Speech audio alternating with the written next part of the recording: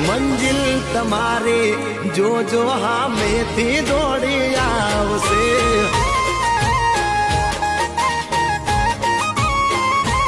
એ હોય તો ન કોઈ આવે બાકી કોઈ